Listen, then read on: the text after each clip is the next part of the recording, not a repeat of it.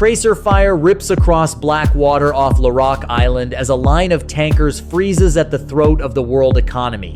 And in that narrow strip of sea between Iran and Oman, the question is no longer whether the Strait of Hormuz matters, but whether anyone still controls it enough to stop the next shot from becoming the opening salvo of a much larger war. At its narrowest point, Hormuz is just 21 miles across, but the real artery is smaller still, a shipping lane barely 2 miles wide in each direction, a pair of thin corridors carrying the pressure of the modern world. Through this passage moves roughly 1/5 of the planet's oil and liquefied natural gas, and a huge share of the fertilizer that keeps farms alive far beyond the Middle East. If this water closes, it does not stay a local crisis for long. It becomes a refinery crisis in Asia, an inflation crisis in Europe, a shipping crisis in Africa, and a political crisis in Washington all at once. That is the scale of the moment now unfolding under the guns of the Iranian coast, and the central question is terrifyingly simple. Is this a temporary act of coercion, or the beginning of a new age of naval choke point warfare? The world got a glimpse of the answer when Iran declared the strait open, then wrapped that opening in conditions sharp enough to cut through the headline. Transit would happen only along routes designated by the Islamic Republic, in coordination with Iranian authorities, with the Islamic Revolutionary Guard Corps holding practical control over who moved, when they moved, and where they moved. That means the choke point was never truly open in the old sense of freedom of navigation. It was merely open under supervision, open under pressure, open under armed permission. In the language of power at sea, that is not commerce. That is compliance. For a few tense hours, some ships tested it.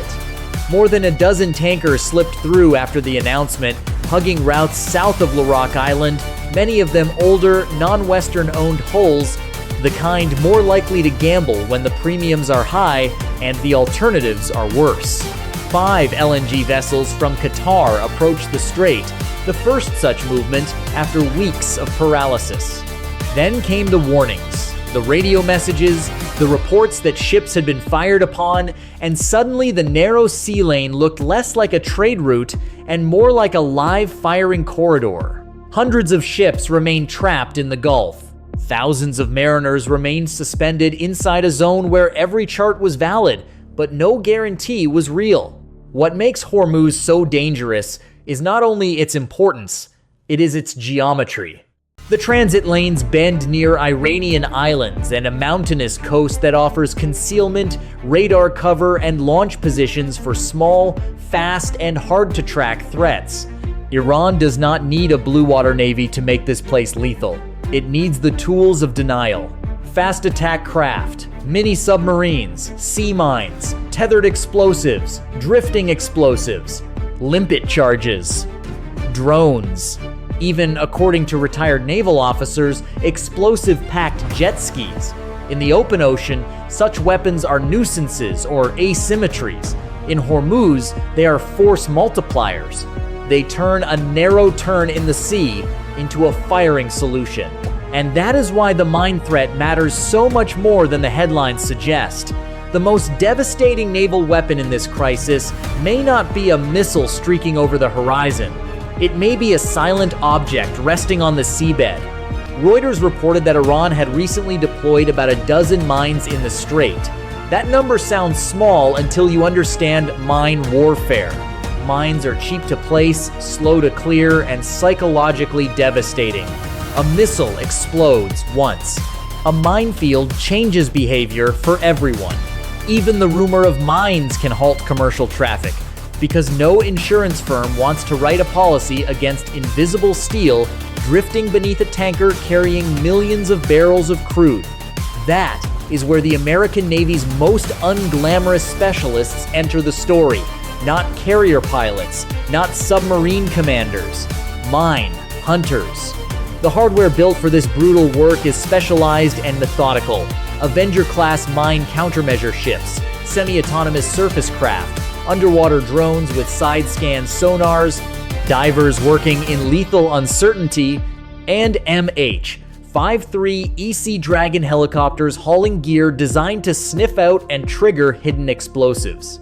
One of the least known tools in this arsenal is the Archer Fish, a roughly 2-meter expendable robotic neutralizer that swims toward a detected mine, transmits video back to its operators, and then destroys the target by destroying itself.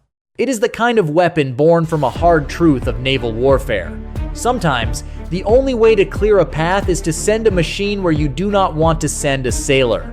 But even with that technology, this is slow, intimate, dangerous work. Former officers say clearing Hormuz could take 2 to 3 weeks under favorable conditions. Favorable conditions do not exist here. Every mine hunting pattern is visible. Every hover, every sweep, every sortie advertises where the clearing force is and what it is doing. That makes the crews protecting the world's most important sea lane a target for the very forces that mined it. A mine-clearing ship is not built to dominate a battle space. It is built to survive long enough to make one usable again. In a crisis like this, that difference matters. Then came the escalation that pushed the standoff from coercion toward confrontation. The United States said it seized an Iranian-flagged cargo ship near the approaches to the strait as it headed toward Bandar Abbas. Associated Press identified the vessel as the Tuska. Tehran called the operation armed piracy and a ceasefire violation. Washington cast it as enforcement. And just like that, the crisis acquired something every high-stakes naval showdown fears most: a physical act of interdiction, a contested boarding, a captured ship, and a narrative of retaliation already written before the next meeting ever begins. Once you start stopping hulls on the water, every captain becomes a witness, every radar operator becomes a trigger point, and every warning shot becomes a possible first shot. The historical shadow hanging over all of this is the tanker war of the 1980s. When Iran and Iraq turned commercial shipping into a battlefield and proved that the Gulf can punish the global economy without ever becoming a traditional fleet-on-fleet war. But the current danger may be worse in one critical way. Today's disruption moves faster. Insurance markets react faster. Commodity markets react faster. Social media panic spreads faster. Drone reconnaissance is instant. Satellite imagery is public. The pressure cycle is compressed. In the 1980s, fear traveled at the speed of briefing papers and television bulletins. Now it travels at the speed of a trading algorithm and a shipmaster's distress call. There is also an ugly legal irony at the center of this crisis. International maritime law treats transit through straits like Hormuz as a rite of passage, not a favor granted by the coastal state. Yet the two powers now defining the crisis, Iran and the United States, never ratified UNCLOS. So the battle here is not just military, it is conceptual. Is this a global commons protected by custom and force, or a corridor where local dominance can overwrite legal principle? That question sounds abstract until you realize it is being answered by armed men on the water, not judges in a courtroom. And now comes the moment where everything can go wrong. Imagine a single mine drifting just outside the expected lane. An LNG carrier edges forward after hours of contradictory radio traffic. A patrol boat closes too fast. A nervous escort helicopter misreads intent. A warning burst skips across the bow. A master turns late. A hull strikes steel below the surface, and in seconds the world watches a fireball rise from the mouth of the Gulf. Insurance underwriters suspend cover. Tanker queues double. Gulf producers cannot restore export flows. Fertilizer shipments stall. Food prices begin climbing in countries nowhere near the Arabian Sea. Then the second wave hits. Retaliatory strikes, swarm boat attacks, missile launches toward desalination plants and power infrastructure on the Arab side of the Gulf, Allied navies rushing mine clearance groups into a channel everyone knows is already targeted. That is the nightmare inside this map. Not one spectacular battle, but a chain reaction of naval attrition, economic shock, and political overreaction.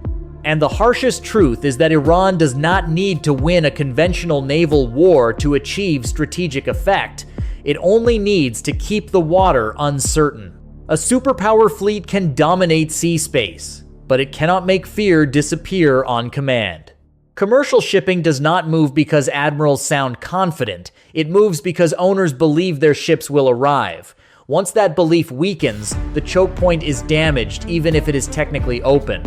That is why the statement from Tehran carried such menace when it boiled the crisis down to a simple choice: either a free oil market for all or significant costs for everyone. It was not just a threat. It was a theory of maritime leverage. Across the region, every navy is now reading the same lesson. China is watching because it studies choke points like a long game. Russia is watching because it understands coercion below the threshold of all-out war. The Gulf states are watching because their prosperity floats on tanker decks. And the United States is watching because every promise it has ever made about open sea lanes is being tested in a strip of water so narrow that the modern world can feel claustrophobic inside it. The great carrier groups and guided missile destroyers still matter, but in Hormuz, the deciding instruments may be far smaller. A mine, a drone, a speedboat, a boarding ladder, a bad radio call, a frightened helmsman. So when you look at this crisis, do not just see another Middle East flare-up. See the prototype of future maritime conflict. A place where trade routes become hostages, where legal norms dissolve under armed supervision, where naval power is measured not only by how much force you can project, but by how much uncertainty you can impose. Because if Hormuz can be controlled this way, even briefly, every other choke point on Earth starts to look more vulnerable tomorrow than it did yesterday. The tankers will move again. The mines will eventually be found or detonated. The diplomats will say progress has been made. But the real damage may already be done, because the illusion that the world's most critical sea lane can always be kept open on demand has been shattered in full view of everyone. And if that illusion is gone, then the next crisis will start with more fear, more hedging, and less patience than this one. So here is the question that splits every serious observer of naval power right down the middle. If you were in Washington, would you break Iran's grip with overwhelming force now, or accept controlled passage under IRGC guns to avoid a wider war?